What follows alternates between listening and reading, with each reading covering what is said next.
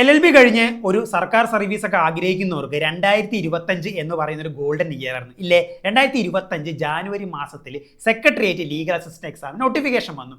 യാതൊരുവിധ എക്സ്പീരിയൻസും ഇല്ലാതെ ജസ്റ്റ് LLB പാസ്സായി ഏതൊരു വ്യക്തിക്കും എഴുതാൻ പറ്റിയുന്ന ഒരു പരീക്ഷയായിരുന്നു സെക്രട്ടേറിയറ്റ് ലീഗൽ അസിസ്റ്റന്റ്. അപ്പോൾ സെക്രട്ടേറിയറ്റ് ലീഗൽ അസിസ്റ്റന്റ് പരീക്ഷ കഴിഞ്ഞു, എല്ലാവരും റിസൾട്ട് അവൈറ്റ് ചെയ്തിരിക്കുകയെന്നറിയാം. അപ്പോൾ പഠനം നിർത്തണ്ട, അടുത്ത നോട്ടിഫിക്കേഷനായിട്ട് കേരള PSC വരുന്നുണ്ട്, അസിസ്റ്റന്റ് പബ്ലിക് പ്രോസിക്യൂട്ടർ എക്സാമിനേഷൻ. അപ്പോൾ ഒരു ഡിസംബർ ജാനുവരി ഒക്കെ നോട്ടിഫിക്കേഷൻ വന്ന് ഒരു 4-5 മാസത്തിനുള്ളിൽ പരീക്ഷ നടക്കുന്നതാണ്. മാക്സിമം 36 വയസ്സ് ഏജ് ലിമിറ്റും അതുപോലെ 3 വർഷത്തെ പ്രാക്ടീസ് എക്സ്പീരിയൻസും ഉണ്ടെങ്കിൽ എഴുതാൻ പറ്റുന്ന ഒരു പരീക്ഷയാണ് അസിസ്റ്റന്റ് പബ്ലിക് പ്രോസിക്യൂട്ടർ പരീക്ഷ. അപ്പോൾ അസിസ്റ്റന്റ് പബ്ലിക് പ്രോസിക്യൂട്ടറെ ഫോക്കസ്ഡ് ആയി പഠിക്കാനുള്ള കോച്ചിങ് കാര്യങ്ങളൊക്കെ ഡീറ്റെയിൽസ് എൻ്റെ ഡിസ്ക്രിപ്ഷനിൽ ഞാൻ കൊടുത്തിട്ടുണ്ട്. You can definitely join. അപ്പോൾ ഇതിനെപ്പറ്റി ഡീറ്റെയിൽ ആയിട്ട് വീഡിയോ എൻ്റെ യൂട്യൂബ് ചാനൽ ചെയ്തിട്ടുണ്ട്.